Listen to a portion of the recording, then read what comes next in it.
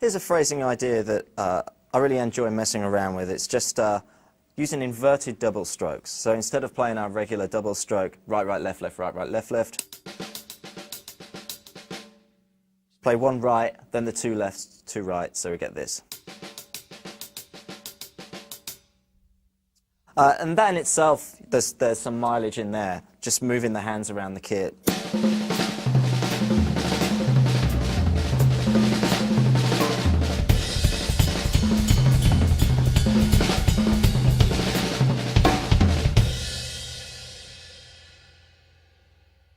But I wanted to start placing accents within those inverted doubles. So first of all, I looked at just playing one accent in the front of what I looked at as a group of four. So to do that, I just played the last two inverted doubles on the bass drum and put the crash there. So something like this. So I start with just some inverted doubles, then place the accent.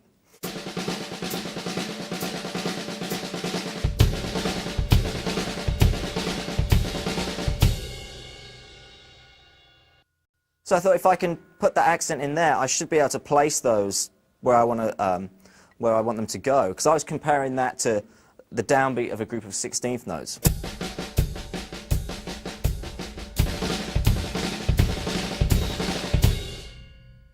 So I thought, well, if I can put it there, I must be able to put it on the second partial, the E, or the second partial of the 16th notes. So what I did was just apply the permutation exercise that we looked at the beginning to this inverted double stroke approach. So I'll do that now, just moving the one note, a 16th note later each time. It sounds something like this. I'll play a bar of inverted doubles first.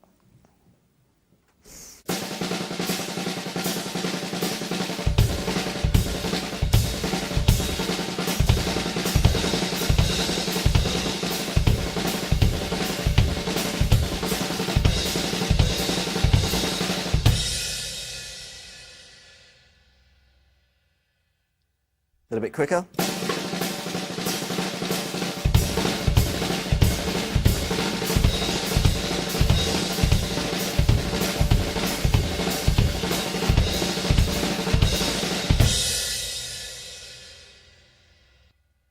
So once able to do that, I thought, well, let's try the odd groupings again. So the group of three will move hand to hand like this. I'll play it without the hi-hat first, so you can hear it in a more triplet orientated way, so like this.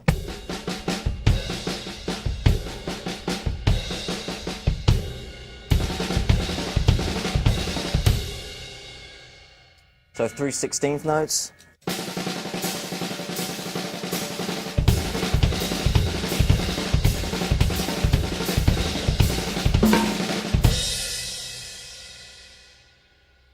And groups of 5.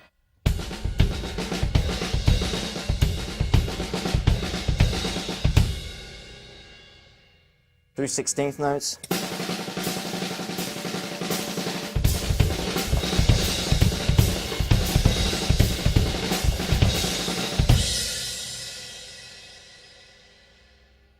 And groups of 7.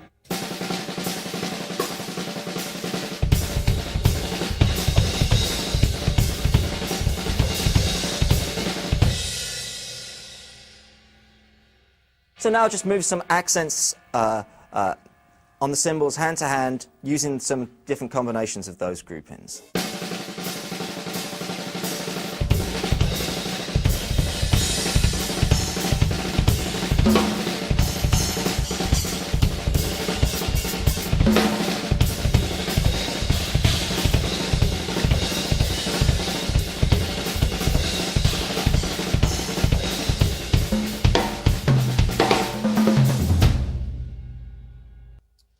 Instead of playing those accents up on the cymbals, I then wanted to start bringing the accents to the drums. So what I started to do, if we took that 8-note grouping, I just played one of the notes on the bass drum, the next note on the snare. So that grouping we had originally, which sounded like this.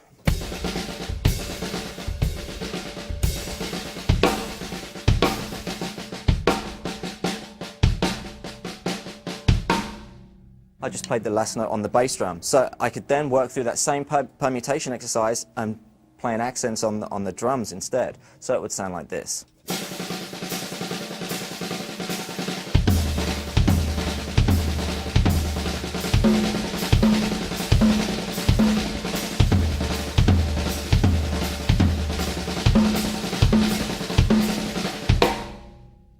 And once again, you can do the same thing with the odd groupings. So a group of three would be this.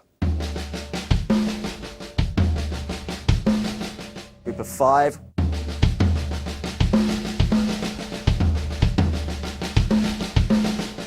Sevens.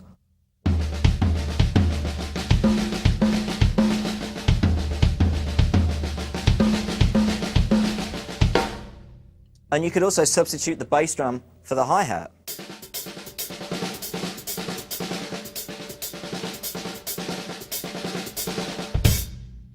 So I'll just play some of those accents, some of those ideas, moving between the toms, the hi-hats and cymbals. So something like this.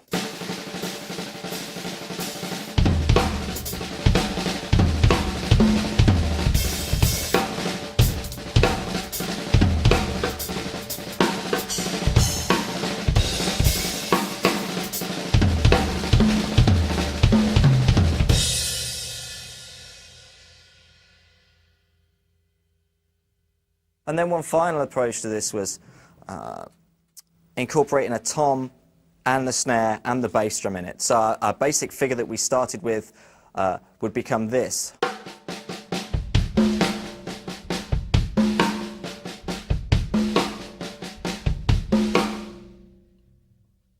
So let me play through the basic permutation, the 4-bar permutation exercise like that.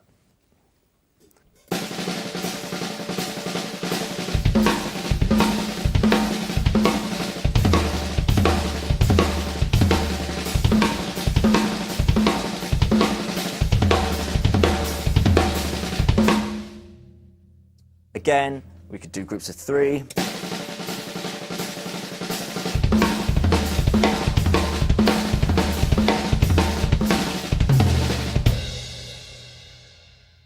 Groups of five.